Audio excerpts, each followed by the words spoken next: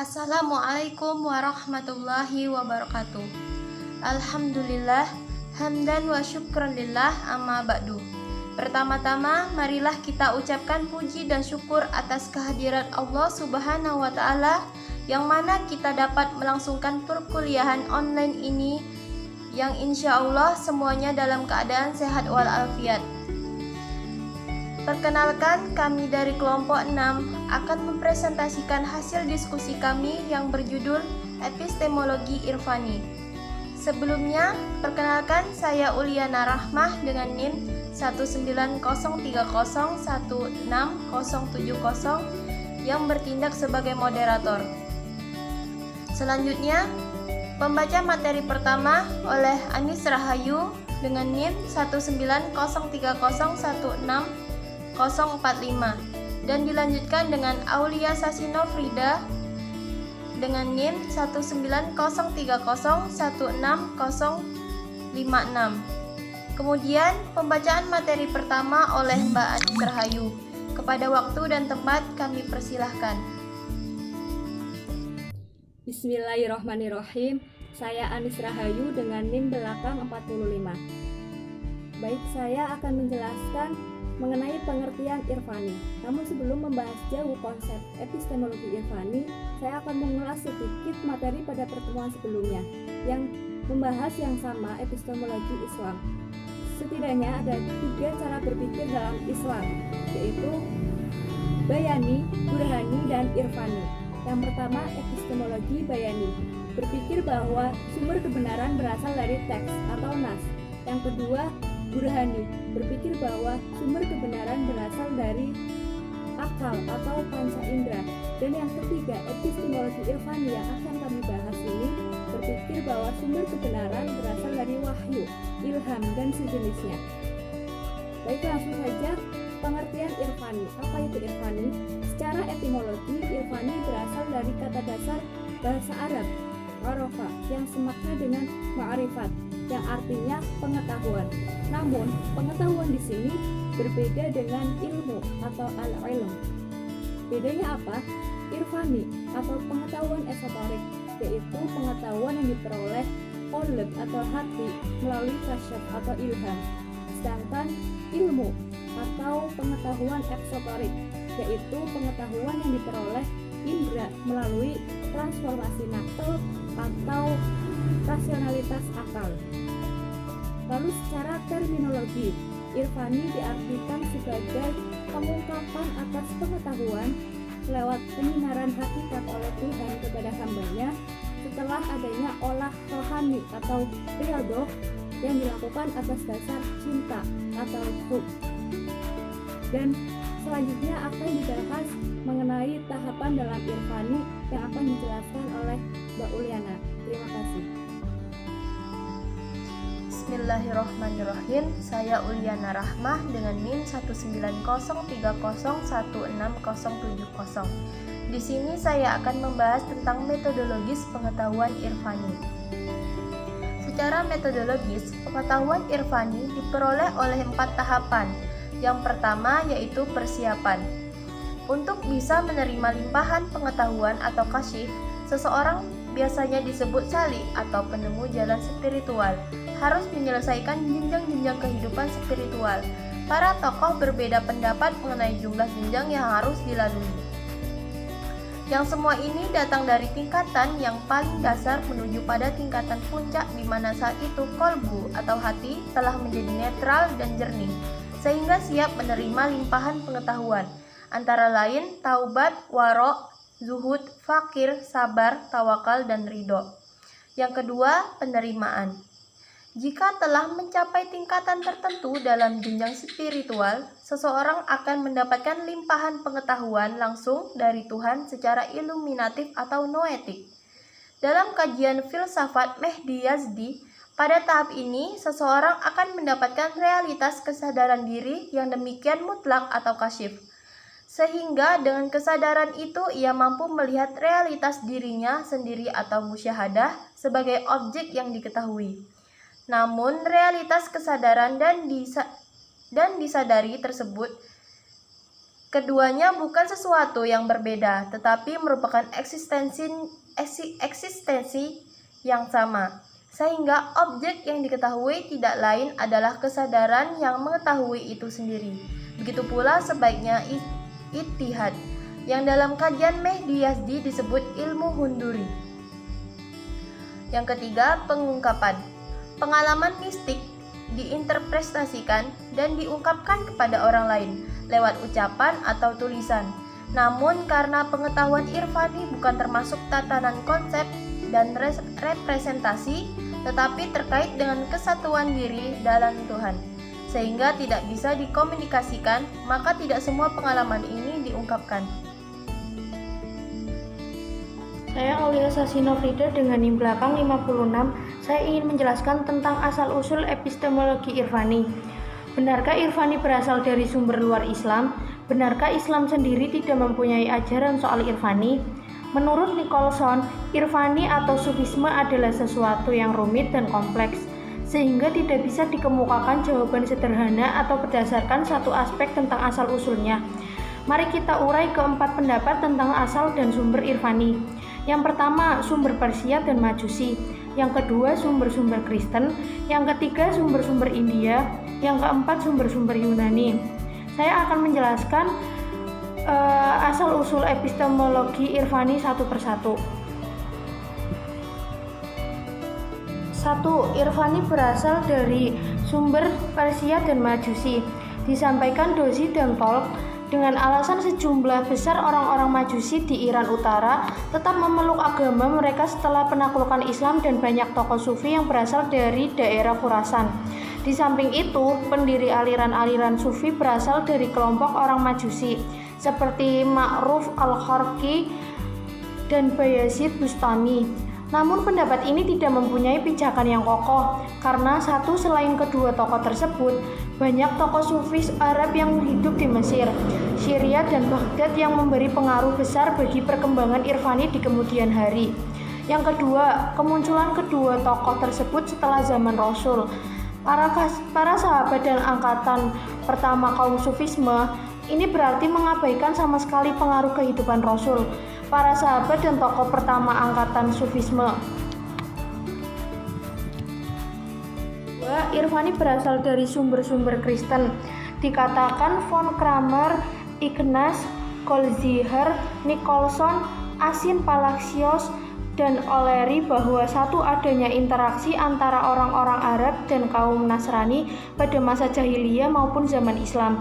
Yang kedua, adanya segi-segi kesamaan antara kehidupan para sufis dalam soal ajaran dengan kehidupan Yesus dan ajarannya, juga dengan para rahib dan soal pakaian dan cara bersembayang. Jadi memang diakui adanya kemiripan antara tasawuf Islam dengan mistisisme Kristen, tetapi hal ini tidak cukup dijadikan alasan bahwa irfani itu berasal dari sumber Kristen. Nicholson sendiri pada kajian akhirnya menyangkal dari dasar irfani dari luar Islam. Menurutnya, Kristen memang mempunyai pengaruh pada pertumbuhan irfan, tetapi bukan sebagai sumbernya. Yang ketiga, irfani berasal dari India. Dikatakan Horton dan Hartman bahwa satu, kemunculan dan penyebaran irfani atau tasawuf pertama kali adalah Khurasan. Yang kedua, kebanyakan dari para sufi angkatan pertama bukan dari kalangan Arab.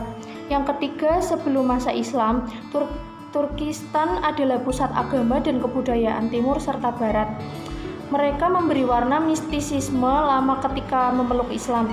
Yang keempat, konsep dan metode tasawuf seperti keluasan hati dan pemakaian tasbih adalah praktek-praktek dari India.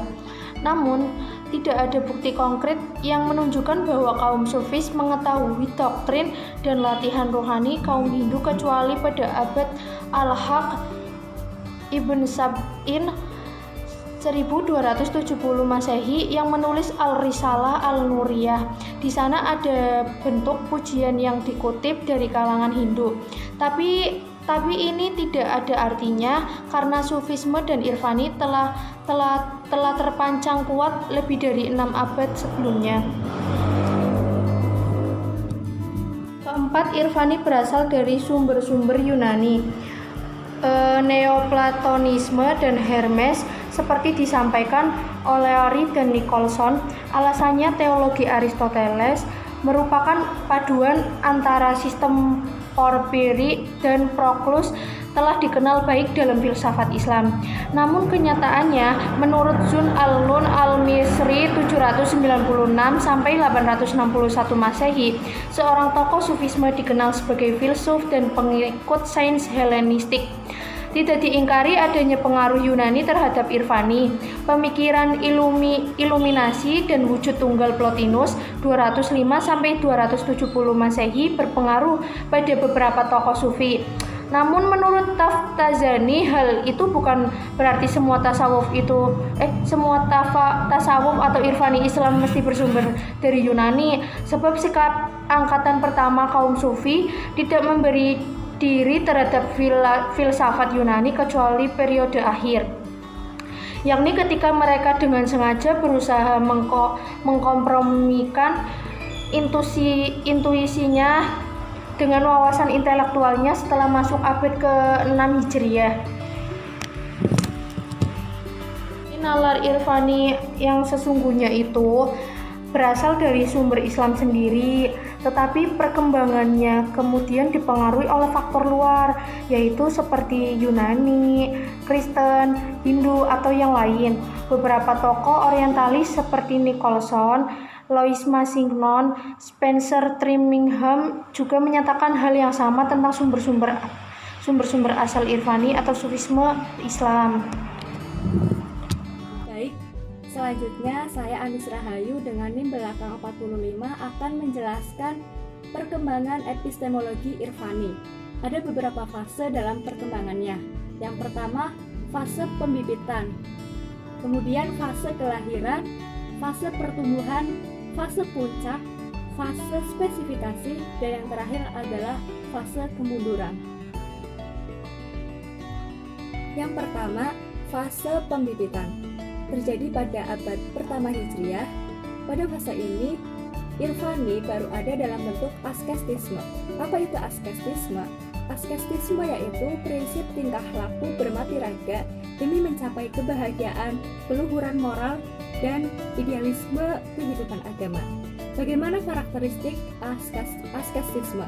Karakteristiknya antara lain hidup dalam ajaran Al-Quran dan As-Sunnah, yaitu menjauhi hal-hal duniawi demi meraih pahala dan menjaga diri dari neraka. Yang kedua, askestisme ini masih bersifat praktis, tanpa ada perhatian untuk menyusun teori atas praktek-praktek yang dilakukan. Dan motivasi zuhudnya adalah karena rasa takut yang dilandasi amal keagamaan secara sungguh-sungguh. Berikutnya yang kedua yaitu fase kelahiran. Fase ini terjadi pada abad kedua Hijriah. Pada fase ini beberapa sufisme mulai berbicara tentang Irfani, sehingga karya-karya tentang Irfani pun mulai ditulis, seperti diawali dari riwayat Hukuk Allah karya Hasan Basri, kemudian diikuti Misbah al-Syariah karya Fudail bin Iyad.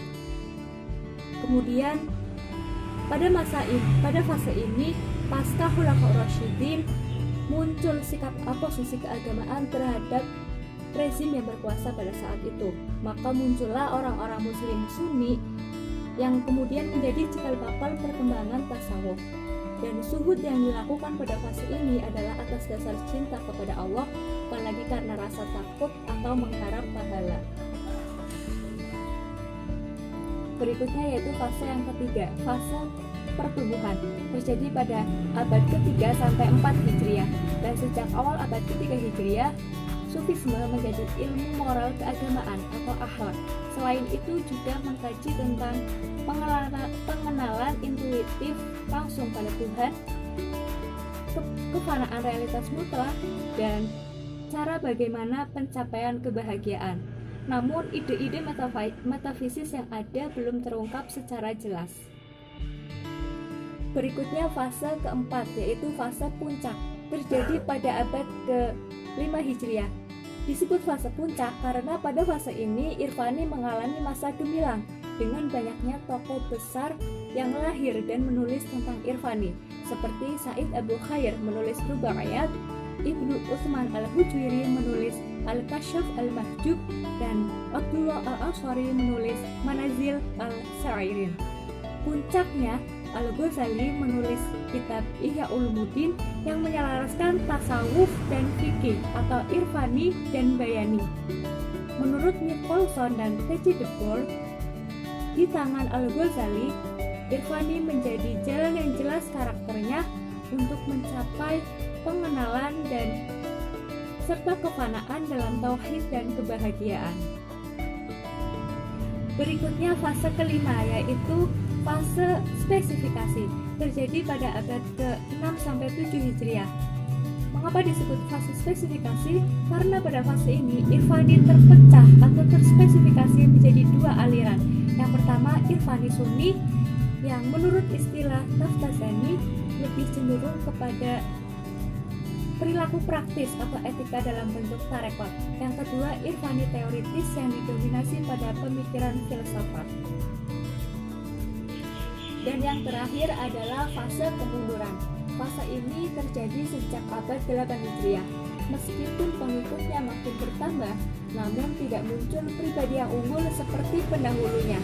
Mereka lebih cenderung memberikan komentar atau ikhtisar atas karya-karya terdahulu.